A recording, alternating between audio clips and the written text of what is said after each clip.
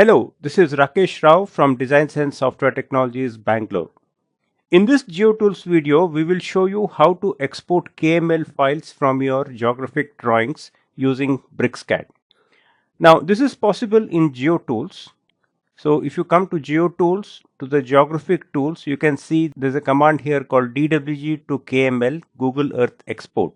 You can run it from the command line by typing gt_dwg to KML. Now, this is the settings dialog box where the first thing that you need to set is your UTM zone number. This has to be set correctly, otherwise your output will be wrong. So I'm going to choose 44 as my zone number here, and this option is clicked here, which means the coordinate conversion has to happen. The other thing which is important is the data type to convert. So you need to specify how you want your output data to be generated. So first, let me show you the data that we have and what we intend to do. So you can see this is a long traverse. It is a polyline, and then there are chainages all along this polyline, and here I even have some blocks. So these are the blocks. You can see they are on the fuse layer. It's called a fuse block, and here we have simple text objects. So we will now see how we can export all of this to KML files. So I go to GeoTools, Geographic Tools, DWG to KML. The zone number is 44, and data type to export. I have several options here. So let me start with the attributes option, because I'm going to now export blocks and use their attributes in the display. So I'm going to select attributes and go to settings. Now there are detailed settings here as to how your data should be represented in the KML. So I want to export this block here, which is the fuse block. So I'm just going to choose fuse as a block. And for KML label, it is asking me what is the attribute name. So I'm going to choose plot number as the attribute name. You can also link an image to each block and have them appear in Google Earth, but in my case right now I don't have any such image, so I'm just going to leave it blank. Then there are something called as additional extracts. So additional extracts will appear as additional fields in the KML attribute pop-up in the Google Earth. So here I'm just going to select block name, which means I want the block name also to appear in the KML label tag. Now, while we do this export, I'm going to select these text objects also. You can select multiple object types, so that is allowed. So for that reason, I'm going to choose this option also, text content. So text content, block name, and if you want, you can even have object layer and all that. Other thing that you may need to know about is the KML label control. This is used only if data type to export is set as none, but you can show the layer names also with the block names here. So I'm going to choose this option as well. You can show the layer names with the text labels as well. So you can just do a trial and error, play around with these options by switching them on, off, and then you can see how the data varies. So I'm going to say OK now, and you can also specify a KML name, description, folder name, folder ID and all that. But if you don't want to, you can just leave it blank. It is not very critical. All information that is exported to the KML file is segregated layer wise in the KML file. So you will see the information very neatly in the KML file. So I'm going to say OK.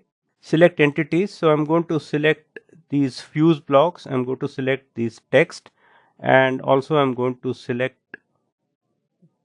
some of these chainage blocks here. So you can see there are two types of blocks. This also has attributes, this block also has attributes, then there are text, and then there are some blocks here which are just tick marks which don't have attributes. So when you press enter, it will give you a warning. This says that the coordinate range is outside the geographic data range. Is it okay to proceed?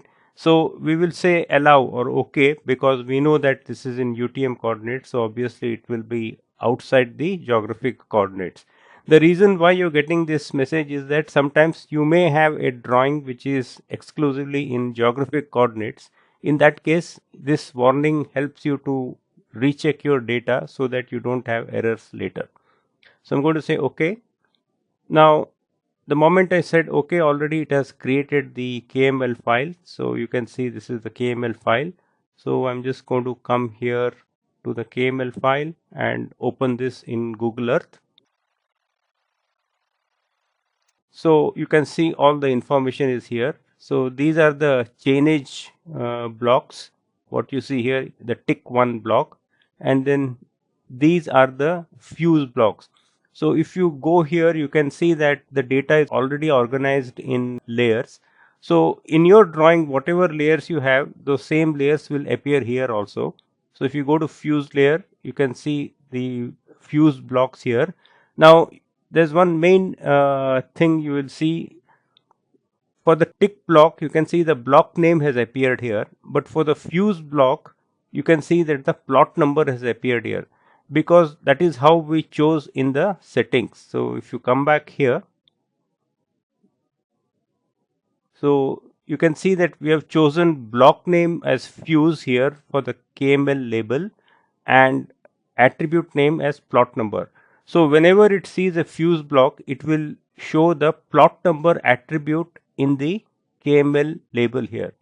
That is for fuse. But for tick block, we have not chosen anything like that. And that is why for tick block, you can just see them as ticks or the block name. So if you click on this, you can see that all the attributes of the block are displayed here. And similarly, if I click the tick blocks, which is, so these are the tick blocks. So you can see that the tick block attributes also are shown here. And then we have the text objects, which is in text layer. So you can see that for the text objects, the text value is displayed here. So this is how we export text and blocks as well as blocks with attributes to the KML file. Now whatever you see here as attributes, it is fully configurable. You just need to make sure that you select or don't select the options available here, and accordingly the output in the KML also will change. Now let us see how we can export a polyline. So again, same procedure. For polyline, I don't have any data attached to it. So I'm just going to leave everything as it is. I'm just going to say OK. Select this polyline, and the polyline is exported now. So I come back here. I've overwritten the previous KML file, so the new one is created. By the way, you can see that along with KML, it also creates the KMZ file, and that is enabled if you click this option here. And one more thing is that you also need to set the hemisphere. So most of us here in India are in the northern hemisphere, but if you are below the equator, you must choose southern hemisphere here. So let us open this KML file now. So you can see that the KML file now shows a line feature. So again, like I said, that is also put layer wise here. It is on layer 0. So when you click on this, you can see the line feature. So this is how you export KML data from your BricsCAD drawing using GeoTools. So it enables complete control of attributes and geometry. Please give it a try and let me know if you have any questions. Thank you.